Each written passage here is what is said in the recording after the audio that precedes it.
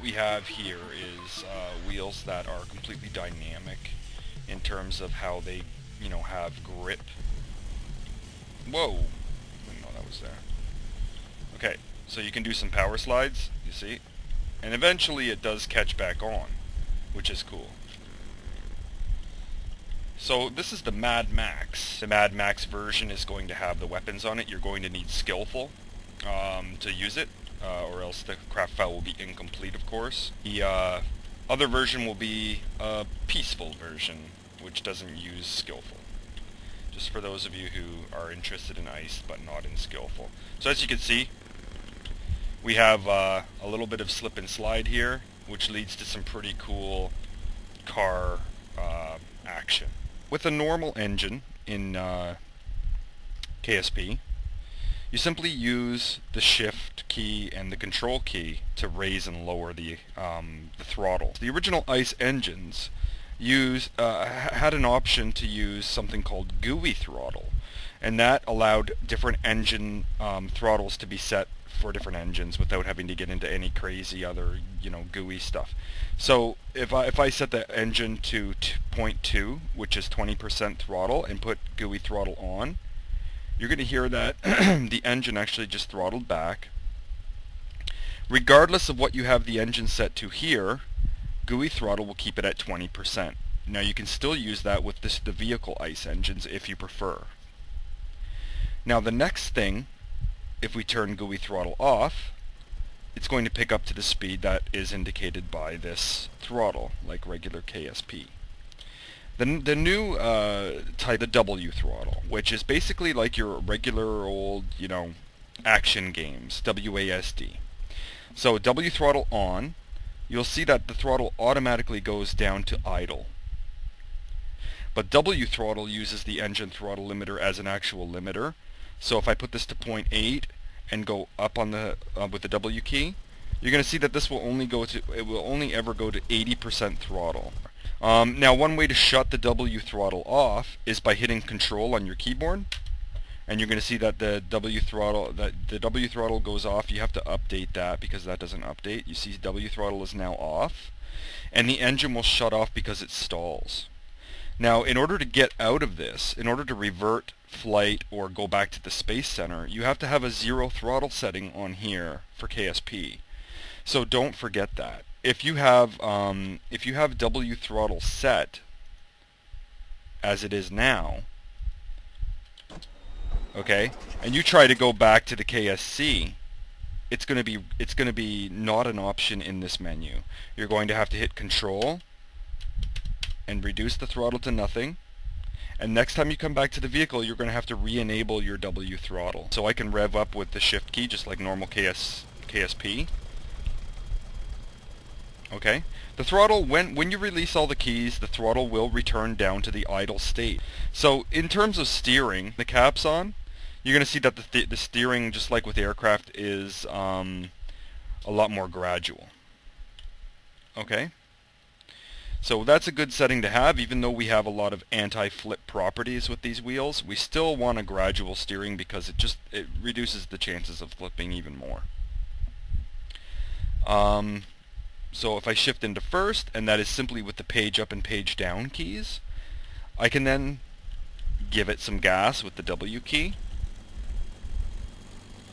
and then shift into second. You're going to see the RPMs fall as you go into second gear, and now we're cruising at 33. And if I turn, the car still will try to flip at times. So what you have to be aware of is, you're doing 33 meters per second in this car. That's fairly fast in real life to be taking a turn that sharply. So even in real life with, if you were to pull a heavy-duty turn like that, you might flip the car depending on how the car is designed, of course. You may just lose control and spin out. So with the wheels the way they are, you can see that there's a lot of slip. Now the wheels do regain control, so you'll see here, okay, so now we have control again. If I slow down, and I use the S key, I can actually put brakes on. So W speeds up, S brakes, just like in most games. Okay, so if I'm going relatively slowly here, you're going to see that I have absolute control over the steering. So there's no sliding going on, not really. There might be a tiny bit. So the dynamic part of the wheel is at slow speeds, when you need the grip, it has the grip. At fast speed, if I do a shift up, you see, I can do a little bit of a wheelie there sometimes because it has so much grip. But when I take a crazy corner, you see, it slides. There is a transmission. Now the transmission's telling you how much RPMs are coming out for the wheel and how much RPM it's getting from the engine, what gear you're in.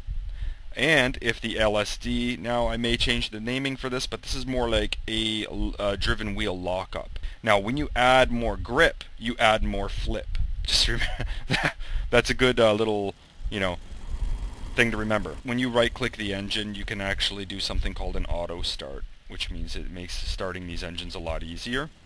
I'm just going to show you some basic driving around the KSC here, just so that you can get a feeling as to what the car is capable of. And you're going to see that this is leaps and bounds better than even my last video where the car, whoa, now see that can happen. Now with the update in Skillful, the damage code now reads ground collisions and collisions with other parts, not parts on the same vehicle though.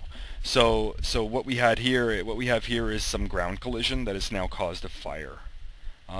Ground collisions with fuel tanks will make the fuel tank explode, causing a ground fire and ricochet. So also if you have an ammo crate or something containing ammo, it will also do the same thing, so be very careful while you're driving. I can foresee some pretty crazy crashes regarding some haphazardly placed fuel tanks. So I think this is going to be pretty interesting. So in that last crash, my guess is that because we put the LSD lock on, it's not very good for drifting. So if you're going to do some fast street style racing, so think of it more like a low gear lockup, and I suggest only using it on vehicles that need to climb something and they don't have the traction. So many off-road vehicles could probably make good use of that. One good thing to note is that throttle setting does affect traction. So if you have the throttle setting really high, whoa, oh,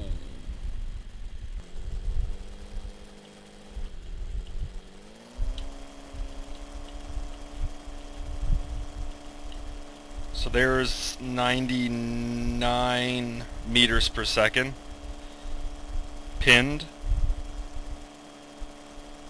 And you're going to notice when I backshift, it kicks the RPM back up slightly. Now you don't even have to hit the brakes. It will slow you down as long as you're in a gear that's other than neutral. It will slow you down simply by engine drag. If you hit S, it will slow you down quicker because you're actually applying the brake. Okay, let's skip to the ATV.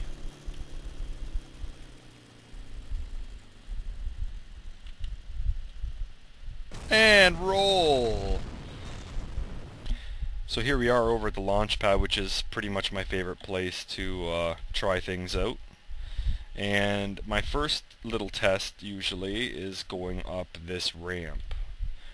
Now if you want to get an idea for how this is operating, there's no better way than just by letting it idle up a surface, and then you'll see how much grip it actually has and where it's losing grip. So you can see that in this case here, it has so much grip that it can just power right over this. I'm not touching the acceleration or anything like that. On this one here, we didn't have enough contact with the driving wheels. We were kind of on an angle there, and you're going to see that I'm just idling here. I'm not using any throttle. Once it gets all the wheels in place and gripping, you see it does power itself up here fairly well.